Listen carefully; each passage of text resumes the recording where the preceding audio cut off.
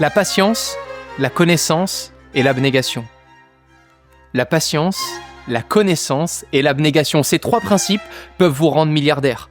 Je n'ai pas de formation à vous vendre, simplement une histoire à vous partager pour qu'à la fin de cette vidéo, vous vous en sentiez capable. Capable de vous concentrer sur cet objectif et de vous y tenir ces 50 prochaines années. Un homme y est arrivé. Il était comme vous et moi. Et le 31 décembre 2025, avec une fortune évaluée à environ 150 milliards de dollars, cet homme a pris sa retraite.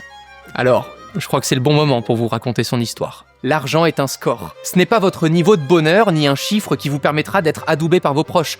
Même si l'argent permet d'acheter la voix de beaucoup d'humains sur cette planète, l'argent est un score. Rien d'autre. Et un homme, âgé de 95 ans, vient de gagner la partie. Si la vie de Warren Buffett m'a toujours fasciné, c'est parce que contrairement aux autres milliardaires, lui a l'air heureux. En considérant que l'argent est un score et rien d'autre, Warren Buffett vit dans la même maison depuis 1958. Il boit du coca, déjeune au McDonald's, a été marié plus de 50 ans avec la même femme, une famille de 3 enfants. Warren Buffett a compris que l'argent était un outil. Et ce qu'il a fait durant toute sa vie, n'importe qui pourrait peut-être le refaire aujourd'hui.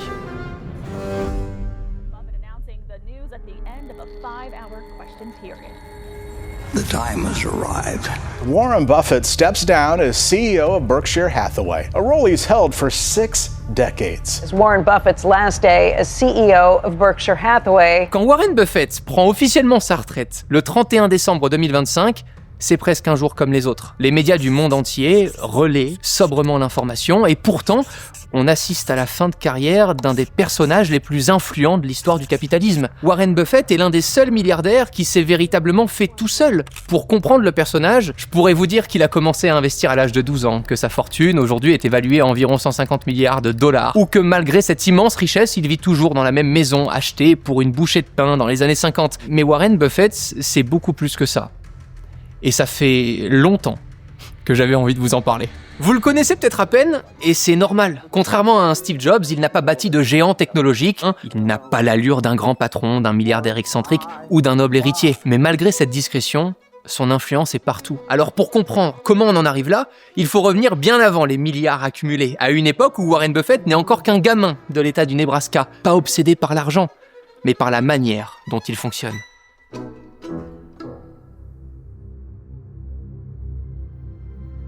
I like being my own boss.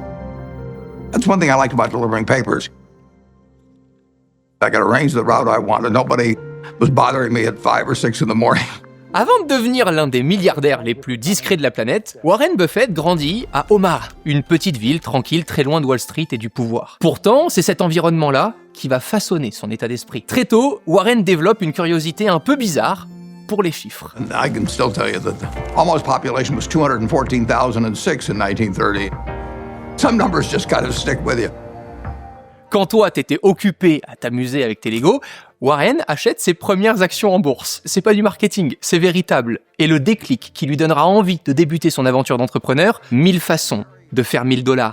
Un livre emprunté à la bibliothèque de sa ville va tout changer. Warren Buffett va suivre les conseils de ce livre à la lettre. En multipliant les petites initiatives, il va vendre des chewing-gums et du Coca-Cola, des magazines en faisant du porte-à-porte. Et une fois arrivé au lycée, il a l'idée, avec l'un de ses potes, d'acheter un flipper pour l'installer chez le coiffeur du coin. Le mécanisme est finalement toujours le même.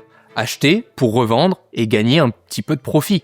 De l'investissement pur et simple, que nous tous, ici, pourrions faire. Et après 2 ans d'exploitation, Warren fait ses comptes. Le flipper, acheté pour $25 de l'époque, rapporté à aujourd'hui, ça fait $1200.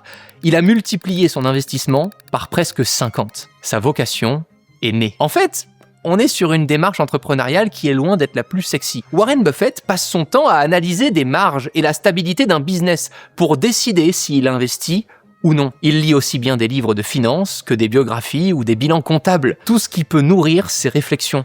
Il veut comprendre le monde et les entreprises qui l'entourent. Warren Buffett passe 2 ans à Wharton à partir de 1947. C'est encore, de nos jours, l'une des écoles de commerce les plus prestigieuses au monde. Elle a vu passer plus tard sur ses bancs Donald Trump, Elon Musk ou encore Sundar Pichai, le patron de Google. Et pour vous raconter toute la vérité, passer du temps là-bas, ça emmerde profondément Warren Buffett. Il s'est inscrit pour une raison simple. C'est son père qui l'a poussé à le faire. Lui, il aurait voulu poursuivre ses petites affaires dans son coin, mais comme beaucoup, il a été forcé par les parents à l'obtention d'un diplôme.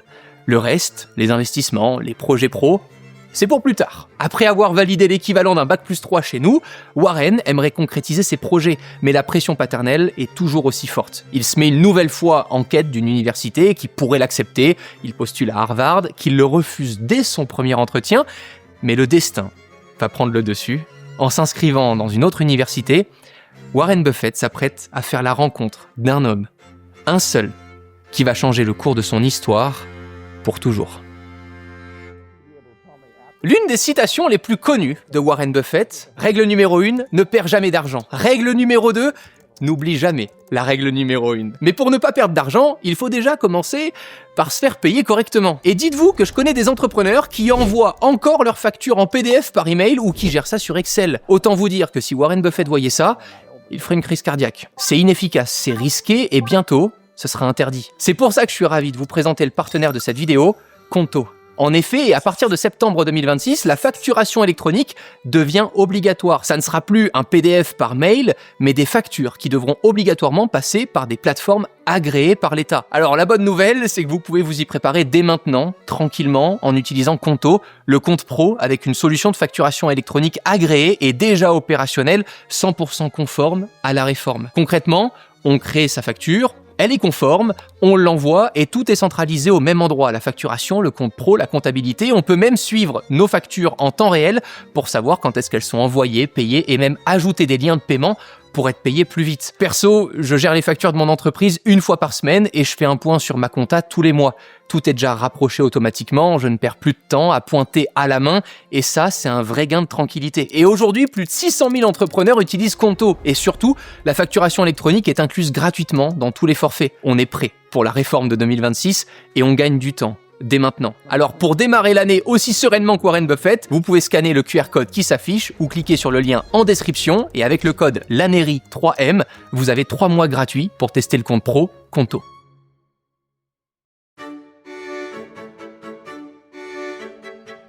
This was in 1949 when I was 19 years old in Lincoln, Nebraska, and I picked up a copy of The Intelligent Investor. It not only changed my investment philosophy, it really changed my whole life. I'd be a different person at a different place if I hadn't have first seen that book. Un homme, un seul, va changer la vie de Warren Buffett à jamais. Benjamin Graham. Dans les années 50, Benjamin Graham est déjà une figure respectée dans le monde de la finance. Sans être très médiatisé, son livre The Intelligent Investor circule depuis plusieurs années comme une sorte de manuel pour ceux qui veulent réussir sur les marchés. Je l'ai lu. J'ai adoré. Warren Buffett, lui, l'a lu bien avant moi. Relu, re-relu et annoté. Il dira plus tard que c'est le meilleur livre jamais écrit sur l'investissement. Benjamin Graham enseigne dans une université et Warren Buffett va tout faire pour y rentrer. Columbia.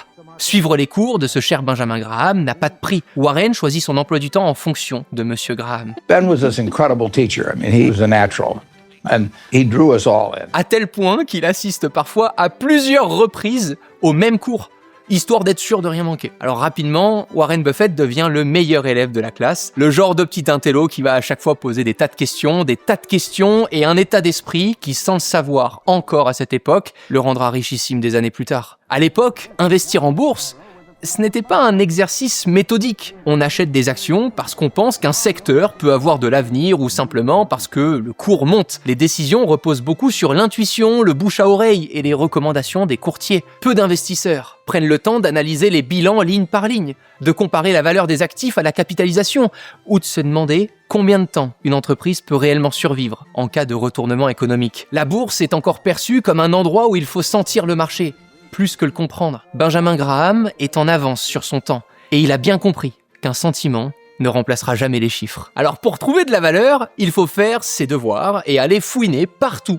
pour trouver les bonnes infos. Warren Buffett, ça lui plaît. Et cette théorie met des mots précis sur ce qu'il a déjà observé dans ses propres expériences. Le marché peut se tromper. Son mentor, Benjamin Graham, lui, a gravé un principe dans le marbre. La marge de sécurité. L'idée est redoutable. Vous n'achetez jamais une entreprise à sa valeur réelle. Vous l'achetez toujours en dessous. Bien en dessous. Et cet écart, c'est votre assurance vie. C'est le matelas qui vous permet d'avoir tort sur une analyse ou d'encaisser une mauvaise nouvelle sans tout perdre. Ici, on ne cherche pas à faire le braquage du siècle en 24 heures. On ne joue pas pour gagner vite. On joue pour ne jamais mourir. C'est une stratégie de survie. À la sortie de Columbia, Warren Buffett ne voit plus l'investissement en bourse comme de l'approximation, mais comme un athlète qui prépare les Jeux Olympiques. Warren Buffett voit les marchés boursiers comme un exercice d'analyse et de discipline, un exercice sur lequel il va s'entraîner toute sa vie.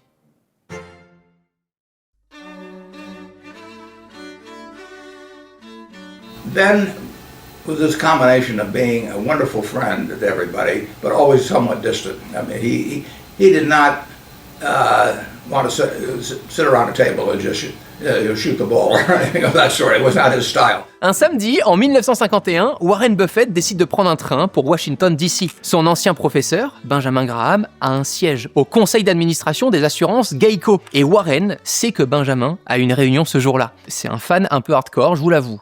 Et c'est même un agent d'entretien de l'immeuble qui lui ouvre la porte parce que sa visite était absolument pas prévue. Et une fois arrivé dans les bureaux de Geico, il tombe nez à nez avec le vice-président de l'entreprise qui, lui, dira plus tard qu'après seulement 15 minutes de discussion, il avait trouvé le jeune Warren Buffett brillantissime. Benjamin Graham finit par débarquer. Il reconnaît son ancien élève et lui dit sans détour qu'il n'aura pas de job pour lui. Il ne veut pas faire de favoritisme en choisissant ses anciens étudiants, évidemment. Alors Warren Buffett lui propose alors carrément de bosser gratuitement.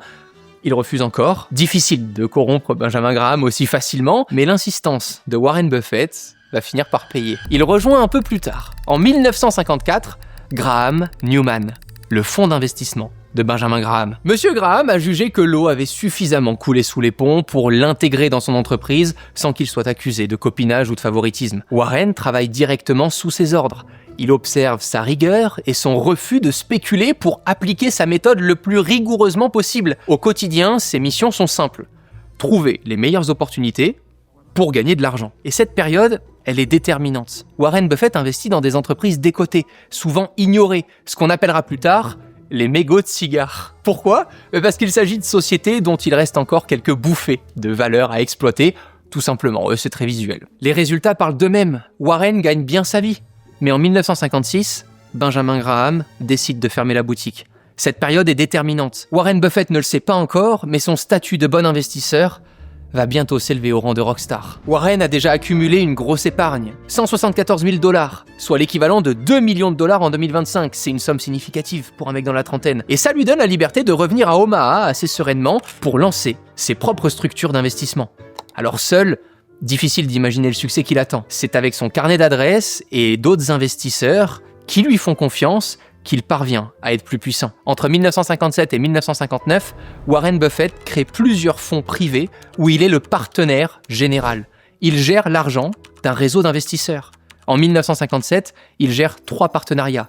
2 ans plus tard, ce nombre a doublé. Et ce n'est déjà plus l'argent de Warren, mais bien d'investisseurs qui lui laissent sous gestion leur propre argent en espérant obtenir les meilleurs rendements. Et au-delà de ce score, c'est durant cette période que Warren Buffett va rencontrer son futur associé et partenaire, un homme encore plus discret que Warren et qui se cache pourtant derrière les plus beaux investissements, Charlie Munger. C'est lors d'un déjeuner d'affaires que Warren Buffett le rencontre. Et vous allez voir, bien des années plus tard, que Charlie jouera un rôle crucial. Warren Buffett rêve de plus grand.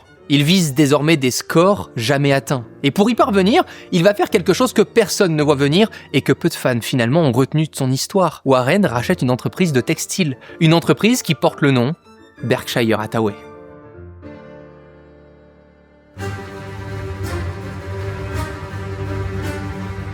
I bought the first shares of Berkshire in 1962, and it was a northern textile business destined to become extinct eventually. And it was a statistically cheap stock in a terrible business. Avant de devenir l'un des fonds d'investissement les plus connus au monde, en 1960, Berkshire Hathaway n'a rien de prestigieux. C'est une entreprise issue d'une fusion récente qui accumule les difficultés. Le textile américain est déjà en déclin, écrasé par la concurrence étrangère et des coûts de production trop élevés. Les usines ferment les unes après les autres, le business semble condamné, mais pour Warren Buffett et son flair légendaire, lui, il y voit une opportunité. Berkshire Hathaway was closing mills, and as they closed mills, it would free up some capital, and then they would repurchase shares.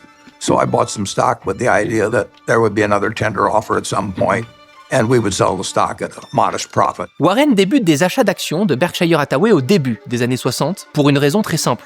l'entreprise est décotée. Le prix de ses actions en bourse est inférieur à la valeur de ses actifs. Et par actif, je veux dire concrètement tout ce qu'elle possède. Ses machines, ses bâtiments, son cash disponible, comme je vous l'ai expliqué juste avant, c'est toujours typiquement le genre de situation à exploiter pour Warren Buffett.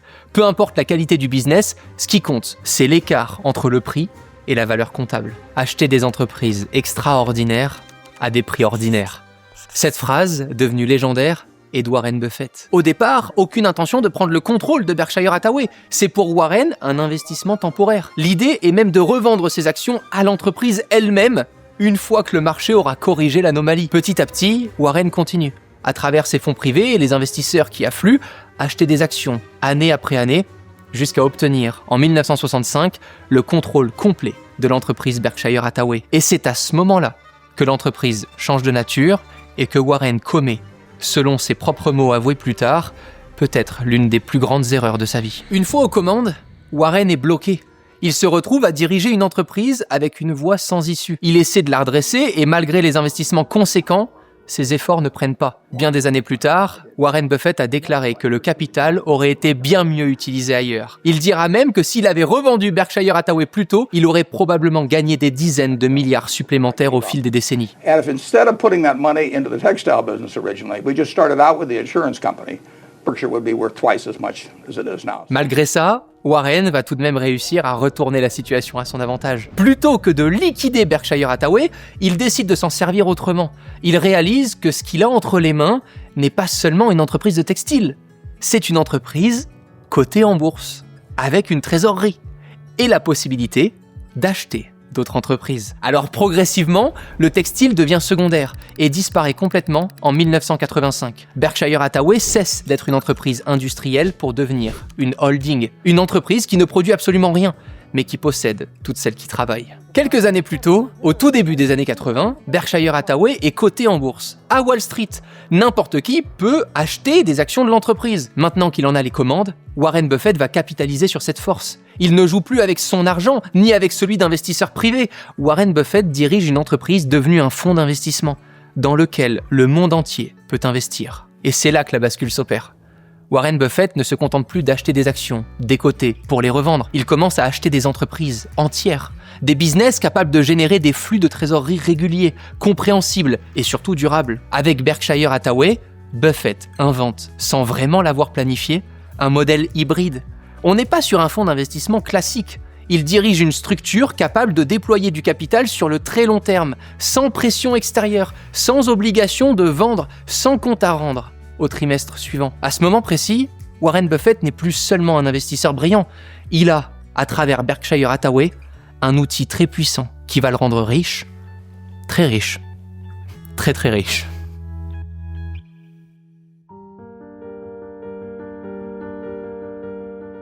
He's ungodly smart. He's got a much broader intellect than I do.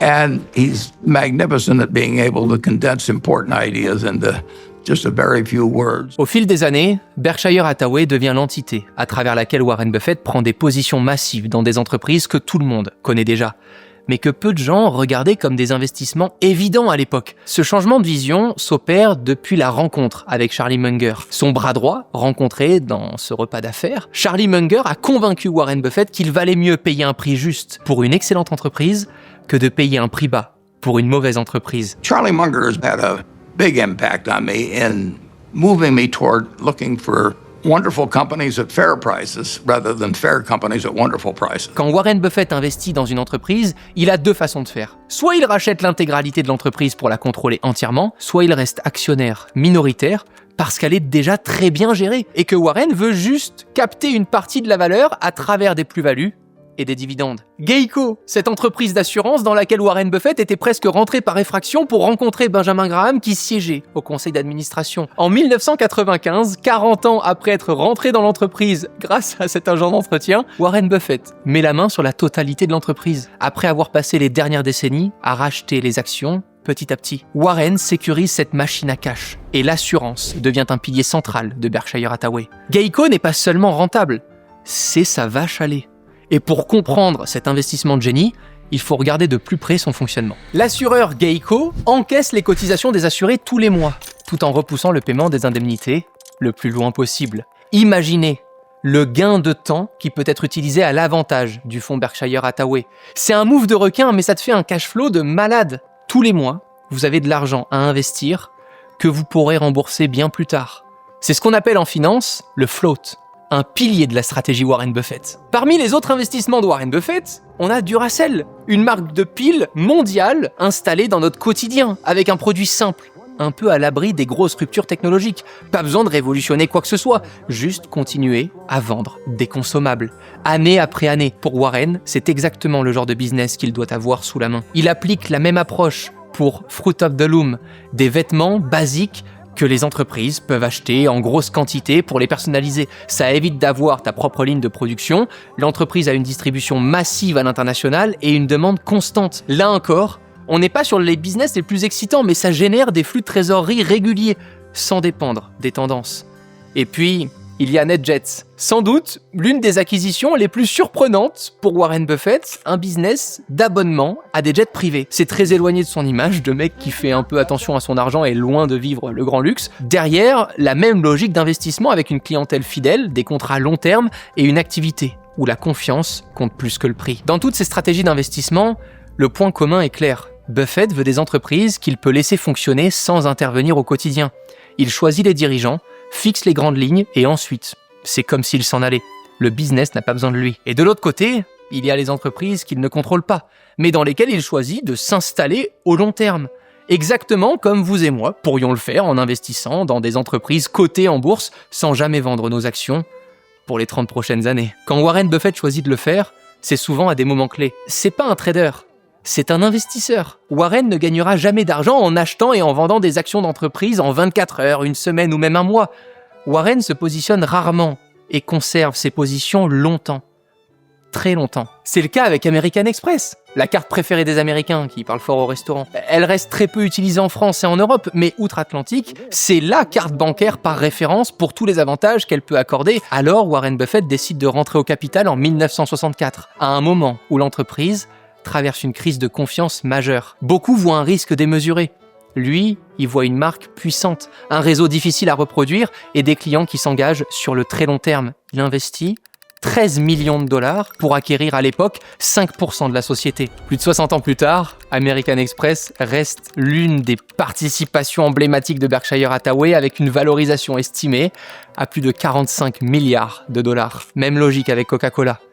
Si vous ne le saviez pas, à la fin des années 80, Warren Buffett investit massivement dans cette entreprise que le monde connaît déjà. Ce qui l'intéresse, ce n'est pas la croissance explosive, mais la capacité de la marque à rester omniprésente peu importe les générations. You own Coca-Cola. You own a little piece of the minds of billions of people. That is really good. Coca-Cola devient alors l'incarnation parfaite de ce qu'il cherche, un marché simple, cyclique, qui imprime du cash. Beaucoup de cash. Et le ketchup alors ? On en parle ? Non mais parce que là aussi, il a investi dans Kraft Heinz, les gens voudront toujours du ketchup et du mac and cheese aux US. Un pari sur des marques historiques, sur des habitudes de consommation. Parmi ces investissements de génie, il y a aussi des exceptions qui ont pu nous surprendre à certains moments, avec BYD par exemple, l'une des marques de voitures électriques les plus vendues au monde. C'est son acolyte, Charlie Munger, qui lui en parle pour la première fois et qui le convainc d'investir dans l'entreprise. I didn't really convince him. The facts convinced him. What BYD has already done is ridiculously difficult to do, and they've done it anyway. So it's a very remarkable company, and Warren can see that from the numbers. On en a parlé dans une vidéo dédiée à l'incroyable histoire de BYD, une simple entreprise de batteries électriques devenue un géant mondial. Berkshire Hathaway décide d'investir 230 millions de dollars en 2008 et a vendu l'ensemble de ses positions en septembre 2025 avec une plus-value de 9 milliards de dollars. Apple, en 2016, les participations représentent en 2025 23% des positions de Berkshire Hathaway. Tim Cook, le PDG d'Apple qui travaille chaque jour, a un salaire annuel inférieur aux dividendes perçus par Warren Buffett. Ses performances dépassent toutes celles des traders les plus riches de la planète. Et vous allez voir comment on pourrait bien s'en inspirer.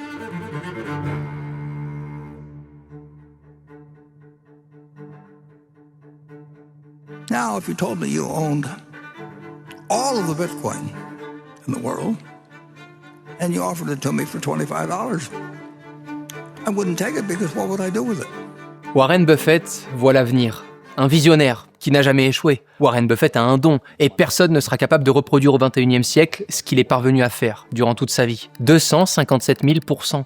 C'est la performance de Warren Buffett depuis les années 80. Derrière ce chiffre, Warren Buffett a passé une grande partie de sa carrière à parler de ses échecs, plus que de ses réussites. Depuis 1965, Warren Buffett parle à ses investisseurs à travers une lettre annuelle.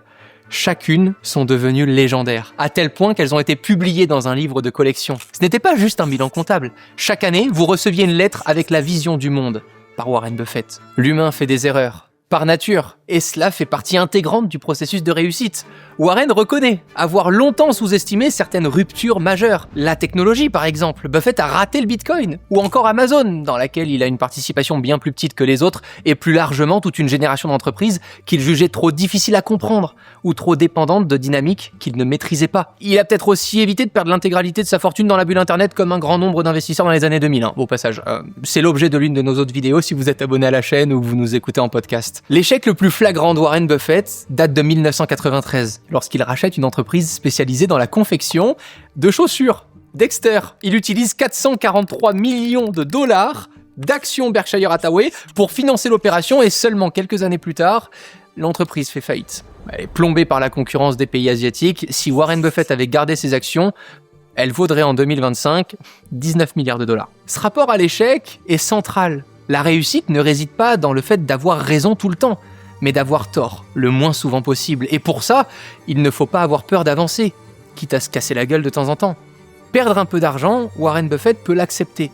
Mais faire des investissements basés sur de l'émotion et garder des actions sans raison, c'est tout ce qu'il cherche à éviter. Pour y parvenir, il insiste sur le fait de rester dans ce qu'il nommera son cercle de compétences.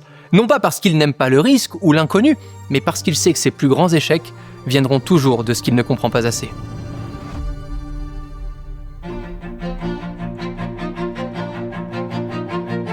If you're emotional about investment, you're not going to do well. You may have all these feelings about the stock has no feelings about you. La tentation est grande. La tentation est grande pour se dire qu'il suffit d'appliquer les principes de Warren Buffett afin d'obtenir les mêmes résultats.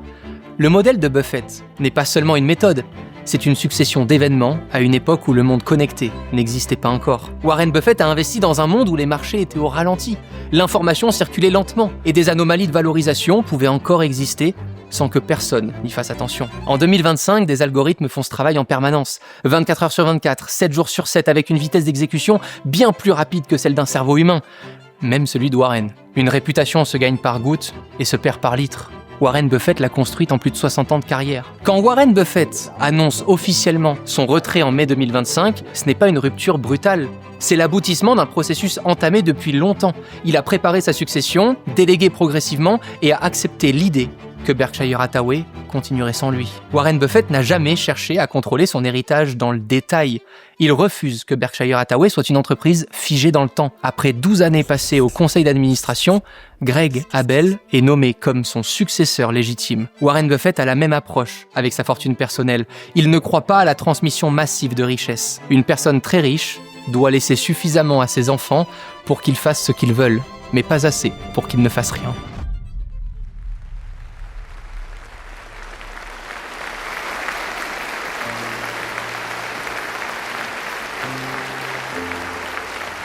A remarkable decision tonight from one of the richest men in the world. Mega billionaire Warren Buffett says he is giving away most of his fortune to charity. La fortune de Warren Buffett est destinée à être redistribuée. Il est à l'origine du Giving Pledge avec Bill Gates, une initiative qui encourage les milliardaires à donner la majorité de leur richesse de leur vivant ou à leur mort. La patience, la connaissance et l'abnégation. Warren Buffett a compris ce que les manchots réussissent depuis des centaines d'années. Un manchot empereur, mâle, est capable de rester debout, face au blizzard pendant 2 mois entiers, sans manger, juste pour protéger ce qu'il a de plus précieux. Il ne bouge pas, il encaisse, et il sait que l'hiver finira par passer. Là où Wall Street s'agite, panique, achète et revend à la milliseconde, lui attend. La patience de laisser les intérêts composés faire leur œuvre sur des décennies. La connaissance pour savoir précisément quand la glace va se briser, et l'abnégation de ne jamais dévier de sa route, quand tous les autres autour de lui finissent par tomber. Parfois, la meilleure chose à faire, c'est de ne rien faire. Warren Buffett a joué toute sa vie, mais une fois la dernière partie terminée, le score affiché, il est temps de laisser les autres recommencer.